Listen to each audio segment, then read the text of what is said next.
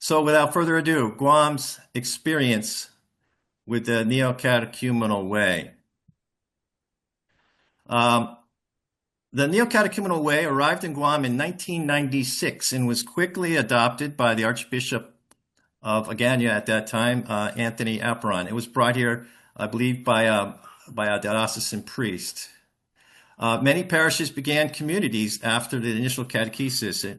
If you know anything about the way, there's 10 stages. The first stage is the initial catechesis, consisting of 14 nights of catechesis, followed by what we would call a retreat and what they call here on Guam a convivance, which means a living together.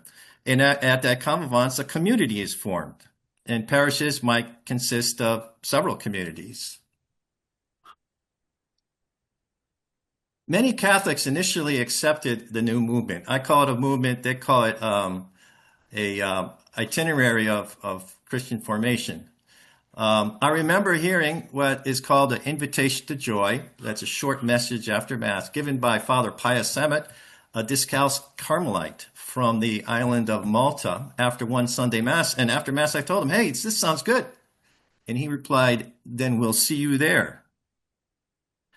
And I think the initial acceptance was due to many of us Catholics realize that small groups and a focus on the sacred scriptures should have a great role in evangelization. But soon, many things began to make us uneasy. One of the first things was unease over exclusive masses. Each community had a Saturday evening mass, and the communities together had a separate Easter vigil than from the parish. And it seemed like these masses were deliberately held in spaces that were not churches, and on the altars were large square tables that seemed to be deliberately made not to look like an altar. In our case, it happened at what we call the spiritual center, right near our parish church, and these separate masses were held in classrooms. And the Easter Vigil masses were generally held in hotels. Also, the use of the word presbyter. Now, the use of the word presbyter, that's an official ecclesial word. It's okay to use the word as a synonym for priest.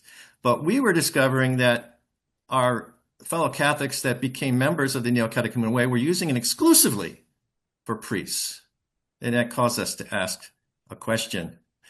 We were uneasy about the fact that neocatechumenal priests and sometimes pastors that were friendly to the movement began to drop the Agnus Dei, the Lamb of God, and the Creed from Sunday parish masses.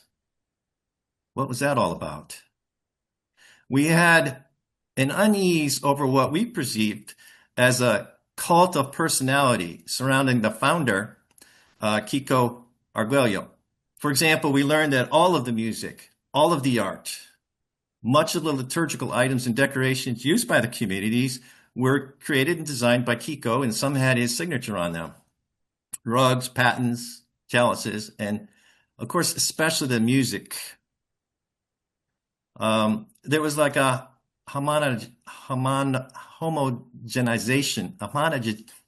a uniformity about it, a cookie cutter type approach that made us uneasy. The Redemptoris Mater Seminary here was erected just 3 years later in 1999. At first, it was housed in a rickety old former minor seminary, and eventually a few dozen seminarians were brought in from around the world. That diversity didn't seem to bother us. That wasn't an issue.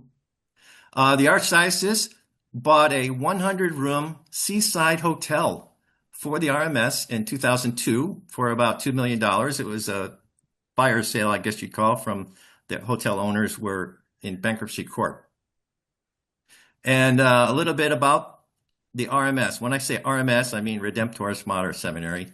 There was an entity established for it in civil law here, some sort of tax-exempt organization called the Blessed Diego Luis de San Vittorius Catholic Theological Institute. And the RMS had entered in soon, in a few years. I don't know how long it took. The RMS entered into a relationship with the Pontifical Lateran University in Guam.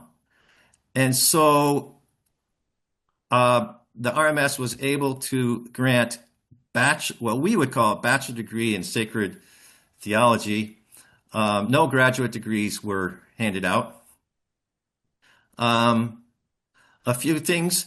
There were a lot of professors listed on the RMS Redemptoris Mater website, but very few of them resided in Guam. Maybe the rector plus one or two others. All the other professors rotated in for a few weeks at a time to teach courses. So there was no significant stable body of professors at that seminary. There was lots of transfers of seminarians. And we know that because when they had gala events for fundraisers, there'd be a list of seminarians, and every year the list changed rather dramatically. So there was a lot of swapping out of seminarians and movement. And over the 17 years of its existence, by my count, 17 seminarians were. About this time, so this is several years after the start of the Neocatechumenal Way here, some of the communities had reached the second baptismal scrutiny stage. This is the fourth stage of the Neocatechumenal Way, and it involves an event that can only be likened to hot seating, which is like a cult or a sex practice. In this case, each member of the community is brought in and interrogated by a catechist in front of their community. Deep personal secrets are often revealed, as well as, on occasion, sins. And members are pressured or required to give some sort of concrete sign of their conversion by turning over something of great value. This could be land, car, jewelry, and stuff like that. I guess it varied from person to person. And one of our pastors told us the story of his elderly mother, who was a member, who came to him in tears, saying that the catechist had asked him to turn over a large parcel of family land. And when her son, the priest, asked why she hadn't told him this before, the mother tearfully told him that they threatened that if she revealed the secrets of the scrutiny, she might be deprived of heaven. That's psychological abuse. And that started to bring us from unease to alarm and anger. And then we interviewed several ex-members, many members that have gone through a scrutiny like this several times. Archbishop Apron secretly transferred the property from the archdiocese to an entity formed by the Neocatechumenal Way by a deed of restriction in 2011, and he did so without the approval of his Archdiocesan Finance Council or the Holy See, and that's in direct violation of canon law. In fact, he eventually fired the members of the Finance Council.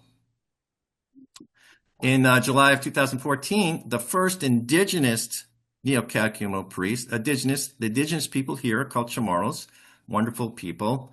The first indigenous priest was found by a patrolman with a 17-year-old parishioner of his on a secluded beach.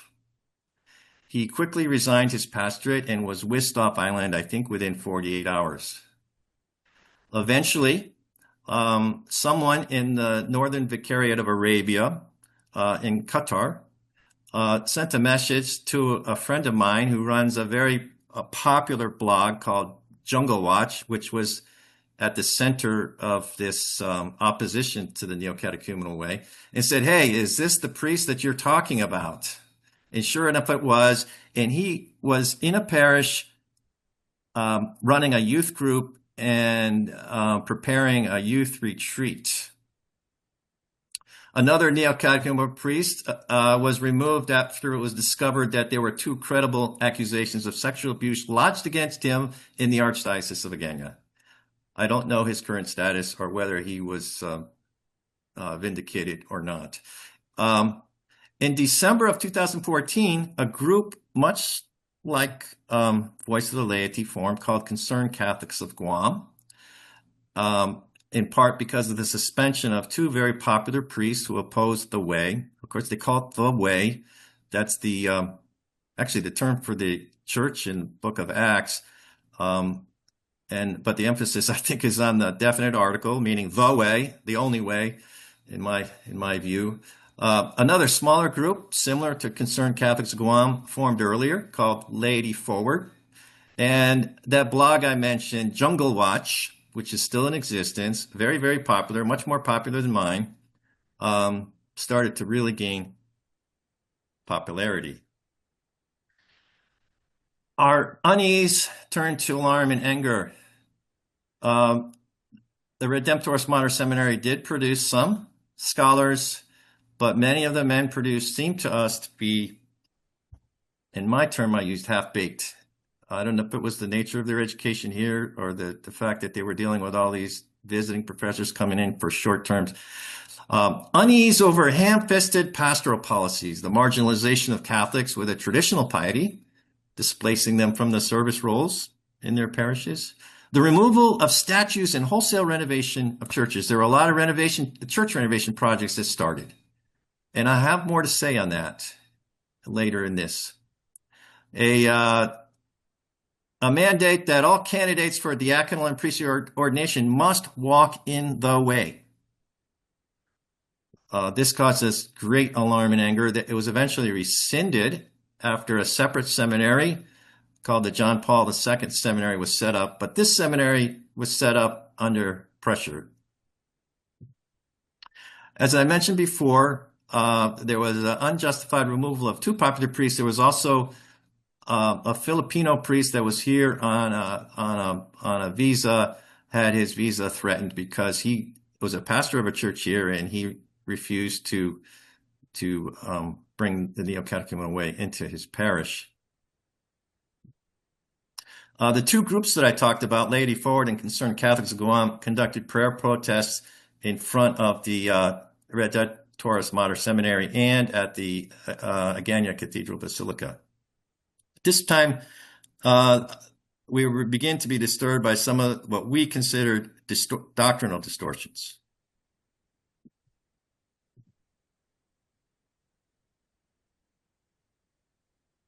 In June of 2016, Archbishop Aparon issued a decree declaring that the Concerned Catholics of Guam were a prohibited society in which local Catholics should not support, promote, or associate with. But very shortly thereafter, Pope Francis placed Archbishop Aparon on leave following some credible allegations of sexual abuse. And from the 6th of June until the 21st of October 2016, Archbishop Savio Han Tan Taifai served as the apostolic administrator of our archdiocese. And at the time, he was the secretary of the Congregation for the Evangelization of Peoples. So he was very high placed in the Curia in Rome. In fact, his direct boss was Cardinal Fernando Filoni, a very strong supporter of the Neocatechumenal Way. So we did not know what to expect. But within 10 days of Archbishop Aparon issuing that decree prohibiting the Concerned Catholics of Guam, Archbishop Savio rescinded it. And shortly thereafter, Archbishop Savio formed a seminary visitation committee to investigate the seminary. And he eventually called for the Neocatechumenal Way to return the property to the archdiocese. And then toward the end of Archbishop Savio's brief term here as apostolic administrator, the Redemptoris Mater Seminary announced that it was no longer accepting archdiocesan money. Pope Francis appointed Bishop Michael Jude Burns at October 31st, 2016 as coadjutor Archbishop for Guam. Archbishop Burns officially restricted the Neocatechumenal Way in Guam on March 16, 2017. He imposed a moratorium on the formation of new communities and ordered some changes in their liturgical practices. And he began the process of closing the seminary. But we aren't done with wayward priests. In April of 2018, another priest from Guam, an indigenous priest who was serving as a neocatechumenal missionary in Phoenix, Arizona, was called back to Guam to answer charges, civil charges, lodged against him by a former altar boy, sexual abuse charges. And that priest has since been laicized. And he was the former chancellor of the archdiocese at the height of the Neocatechumenal Way's influence here. Archbishop Apron was permanently removed from his office on April 4th, 2019, following a Vatican tribunal that upheld his conviction for sex abuse charges. And in August of 2019, the archdiocese here sold the Redemptoris Mater property for $6.1 million to pay sexual abuse claims in a bankruptcy case. So there were a lot of, we had a Chapter 11 bankruptcy case here that ran from 2019 to 2023, I believe. And 2023. It involved 240 claimants, most of whom their cases occurred before the arrival of the Neocatechumenal Way. So I just want to make that clear, that there's really two issues, and I'm not here to talk about that bankruptcy case. As I said, the property was sold. Archbishop Burns unfortunately resigned for reasons of health in March of 2023, and Pope Francis appointed the Bishop of Chalankanoa, which is Saipan, another island about 150 miles north of here, to be our Archbishop in July of 2024. The current status is that there's ongoing activity in the Neocatechumenal Way despite the restrictions. In fact, last year I was invited to an initial catechesis by a friend who probably didn't know me too well. But I can only assume that they're forming new communities, but I have no definite evidence of that.